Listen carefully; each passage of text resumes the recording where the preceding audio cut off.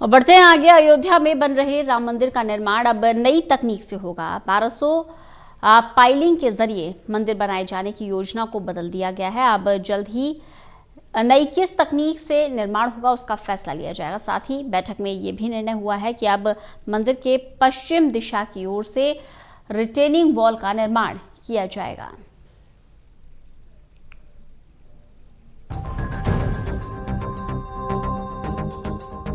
अयोध्या में बनाए जा रहे मर्यादा पुरुषोत्तम राम के मंदिर का निर्माण अब नई तकनीक के जरिए होगा। मंगलवार को दिल्ली के निर्माण समिति की एक अहम बैठक हुई। इसमें निर्माण समिति के अध्यक्ष नृपेंद्र मिश्र के अतिरिक्त राम मंदिर के ट्रस्ट के महासचिव चंपत राय भी मौजूद रहे। इस बैठक में निर्माण को लेकर फैसला किया गया कि राम मंदिर का निर्माण अब नई तकनीक के जरिए होगा। दिलचस्प बात यह है कि पहले राम मंदिर का निर्माण पहले 12,000 पाइलिंग पर होना था, लेकिन अब इस निर्माण को बदल दिया गया है। अब मंदिर का निर्माण पर एक नई तकनीक के जरिए किया जाएगा। ये तकनीक क्या होगी, इसका निर्णय L&T और टाटा के अधिकारी और कई इंजीनियर करेंगे। आज की मीटिंग में यह भी निर्णय हुआ कि राम मंदिर के पश्चिमी दिशा की ओर से एक रिटेनिंग वॉल का निर्माण किया जाएगा। और जितना बड़ा विशाल मंदिर, पत्थरों का मंदिर ये बनने वाला है, उतनी बड़ी रचना किसने कब की होगी ये मुझे तो मालूम नहीं। अयोध्या में जहाँ मंदिर बनना है उस भूमि की कुछ विशेष परिस्थितियां हैं। जैसे वो सरयू नदी का किनारा है और विशेषज्ञों का कहना है कि कभी न कभी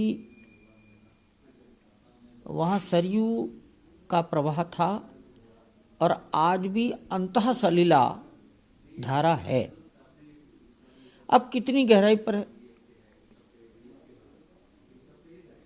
कभी अगर 200-400 साल बाद बाढ़ आ गई तो उसका क्या परिणाम होगा, ये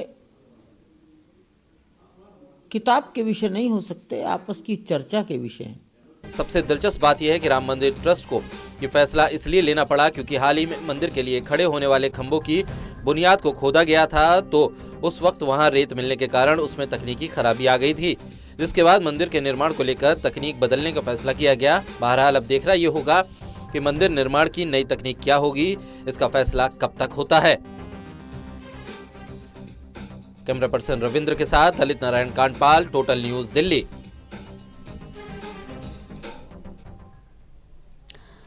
वहीं कर्नाटक विधान परिषद के डिप्टी चेयरमैन SL धर्मगौड़ा का शव रेलवे ट्रैक पर मिलने के बाद से ही हड़कंप मचा हुआ है।